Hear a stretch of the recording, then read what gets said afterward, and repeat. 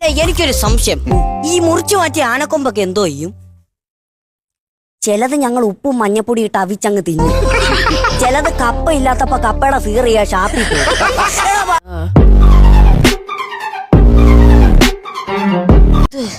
ഈ കടല് മൊത്തം ഉപ്പാണല്ലോ. നിന്റെ അച്ഛനോട് ഉറങ്ങിച്ചിട്ട് നാരങ്ങ കൂടെ പിടിങ്ങട്.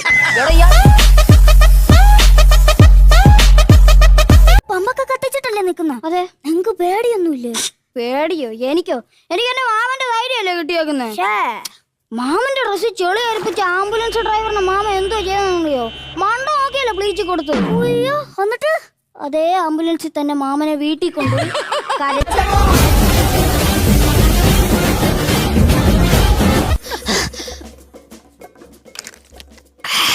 ഇതും കൂടെ കഴിയും. എന്തിനാ കഴിക്കാതിരിക്കും ഈ തിരി എടുത്ത് തരുന്നത്? നാളെ രാത്രി കടലിൽ പോകുമ്പോ കത്തിക്കാനുള്ള മണ്ണെണ്ണയാണ് ഇയാളെടുത്ത് കുടിക്കുക. ഈ തിരിയും കൂടെ കഴിക്കാണോ അണ്ണാക്കി വെച്ച് കത്തിക്കായിരുന്നു.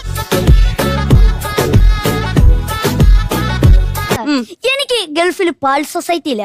ഗൾഫിലൊക്കെ പാൽ സൊസൈറ്റി ഉണ്ടോ? പിന്നെ അവിടുത്തെ പശു മൊട്ട പപ്സ് ആണോ?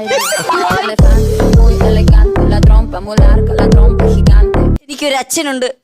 അച്ഛൻ കുടിൽ വ്യവസായത്തിന്റെ ലോൺ എടുക്കാൻ വേണ്ടിട്ട് ബാങ്കിൽ അപേക്ഷിച്ച പിടിച്ച് ജയിലിലിട്ട്. എന്തൊരു രാജ്യക്കാരാണോ നിങ്ങള്? ഒരു പാവപ്പെട്ട മനുഷ്യൻ കുടിൽ വ്യവസായത്തിന് വേണ്ടി ബാങ്കിൽ ലോൺ എടുത്തതിന് പിടിച്ച് ജയിലിലാണ് വരണ്ടേ? അട്ടെ എന്തായിരുന്നു വ്യവസായം? ബോംബ് നിർമ്മാണം.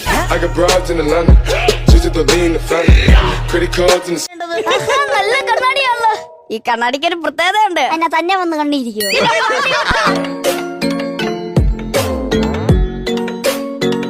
സമ്മതിക്കണം. എന്താ ആ ബാബു മുതലാളിനെ ഇത്രയും തല്ലിട്ട് മുതലാളി കരഞ്ഞു പോലും ഇല്ലല്ലോ. പിടിച്ചിരിക്കുവായിരുന്നടാ, കരച്ചില് പിടിച്ചിരിക്കുവായിരുന്നു. ആ ബാബു എന്റെ നാക്കി പിടിച്ചിരിക്കുവായിരുന്നു, മൂളാൻ പോലും പറ്റിയില്ല.